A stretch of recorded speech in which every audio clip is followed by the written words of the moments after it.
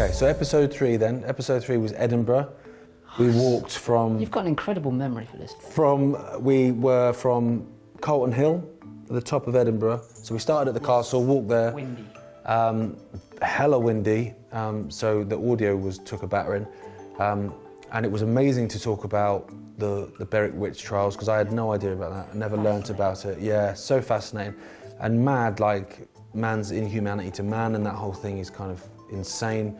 And then how it was being compared to the COVID era and the demonisation of people. And it kind of was like, geez, we're not being burnt at the stake, but that whole mindset of demonising a certain sort of population, part of the population, hasn't changed. That's not gone anywhere. No, clearly it didn't. If you're not jabbed and you're not wearing the mask, you're not part of the gang. Yeah. And that hasn't gone anywhere. That segregation of people and that kind of ostracisation of people clearly still lives in the hearts of everybody. Yeah. And that should be a real big warning to how easily over someone's body autonomy you can't say I don't want that in my body. No.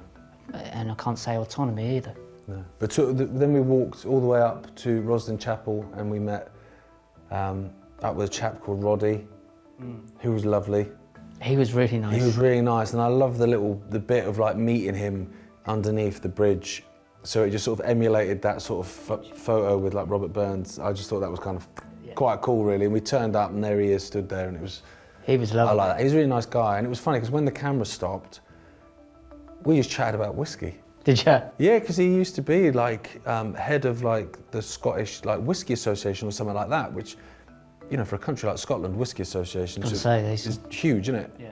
And so we were just chatting about whiskey. No, he's a really nice guy. I know the setting with that was stunning. Lovely. And just to go there and see all the mythology around the place, and just to be there and just think there's all of this written around this tiny little...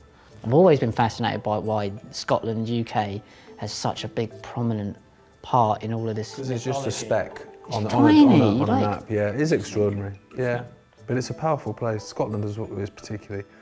But I did enjoy that interview. I mean, I enjoyed all the interviews. They're all fascinating. People are fascinating. But being at that place was a kind of high. I'd like to go back and do something more about. Yeah, do it differently.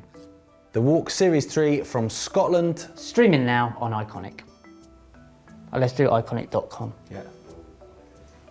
Because they might go to a different Ickonic.